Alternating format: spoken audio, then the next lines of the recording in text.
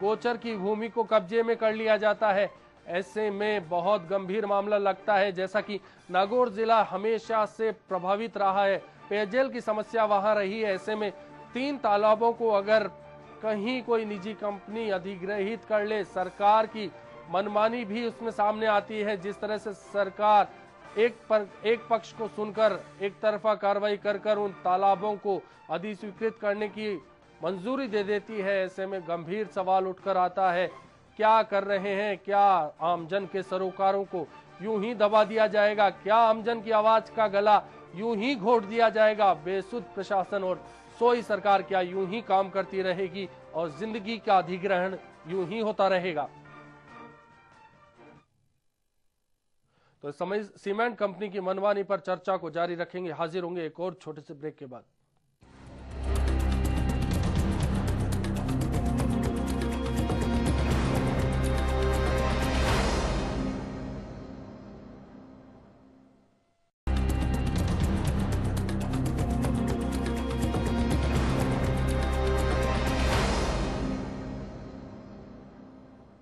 तो इस खास पेशकश में ब्रेक के बाद एक बार फिर आपका स्वागत है। चर्चा जारी है। एक सीमेंट कंपनी की मनमानी किस तरह से दर्जनों गांवों पर भारी पड़ जाती है। नागौर जिले के खेड़ गांव का यह मामला है, जहां सीमेंट कंपनी जमीनों का अधिग्रहण करती है, सरकार मदद करती है, प्रशासन मदद करता है, लेकिन जो मकसद था जमीन अधिग्रहण का वो पूरा नहीं होता। ऐसे में जिन किसानों ने, जिन लोगों ने अपनी जमीन कंपनी को दी, वो अब खुद को ठगा सा महसूस करने लगे हैं।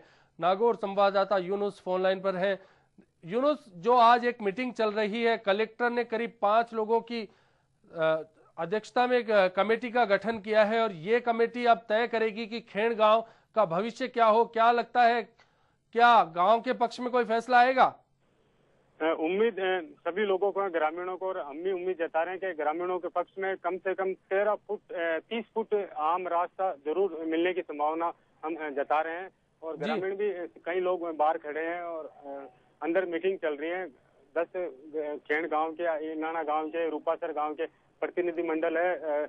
एडीएम नागौर KM दूडिया जी है, अतिरिक्त पुलिस अधीक्षक डॉक्टर रामदेव सिंह है, SDM नागौर है, डॉक्टर सहदेव चौधरी है, पूर्व जिला पर, ये तमाम लोग मौजूद है और अंबुजा के प्रतिनिधि भी है। तो अभी हल रास्ते का है, वो कहीं न कहीं निकलता की उम्मीद। यूनुस, खबर के मुताबिक करीब 3 रास्तों को रोका गया है। जो रास्ते सालों सदियों से गांवों को मुंडवा से जोड़ते थे, उन 3 रास्तों को बंद किया गया है। क्या एक रास्ता देने पर सहमति बनी है या फिर इन तीनों रास्तों को लेकर बात हो रही है मीटिंग में?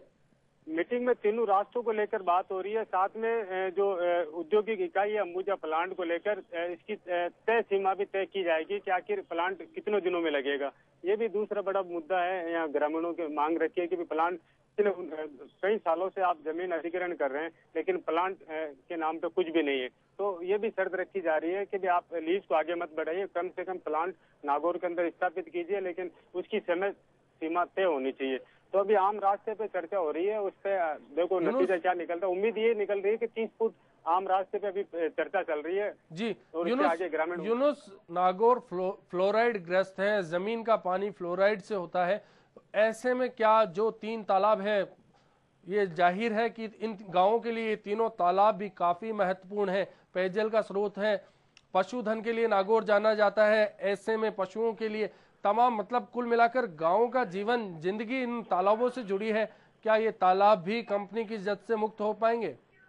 अश्विनी जी, खेड़ गांव के जो मुख्य 132 बीघा जो जमीन है वो गैर मुमकिन गोचर के नाम से दर्ज है। उसमें 3 तालाब आते हैं और बड़ी ताज्जुब की बात है कि उसका मिटिशन पास हो जाता है और जमीन अधिग्रहण अंबुजा कर लेती है। जी यूनुस, आपसे यही जानना चाह रहे हैं, क्या इस मीटिंग में ये भी एक मुद्दा डिस्कस हो रहा है? क्या इस पर भी चर्चा हो रही है?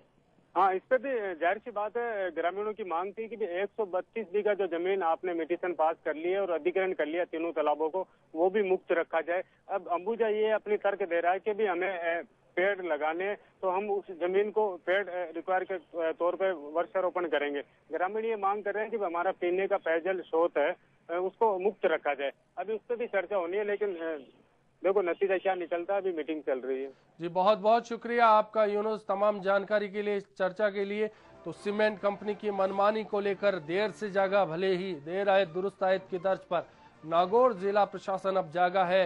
इस बारे में 5 सदस्यीय कमेटी की अगुवाई में एक मीटिंग आयोजित की जा रही है जो ग्रामीणों की समस्या को सुनेगी। साथ ही उम्मीद की जा रही है कि सीमेंट कंपनी की मनमानी पर कहीं ना कहीं अब लगाम लगाई जा सकेगी और जिन 3000 ग्रामीणों को जमीन लेकर बेरोजगार कर दिया गया है, जो लोग अब बेमकसद भटक रहे हैं, उन्हें कहीं ना कहीं अब अपना भविष्य निखरता दिख रहा है। इस बारे में HBC न्यूज ने लगातार मुद्दा उठाया था, जिसके बाद प्रशासन ने कार्रवाई की और 5 सदस्यीय कमेटी का गठन किया। जमीन का अधिग्रहण, जी हां, जमीन नहीं बल्कि उन 5-6 गांवों की बात नहीं, बल्कि आधा दर्जन गांवों की बात नहीं, 1 दर्जन गांवों की बात है। उन गांवों के लिए ये जमीन जिंदगी थी जिसका अधिग्रहण कर लिया गया और उसके बाद सीमेंट कंपनी मनमानी पर उतर आई। लेकिन उम्मीद की जा रही है कि एक कमेटी अब उनकी समस्या को सुलझा देगी।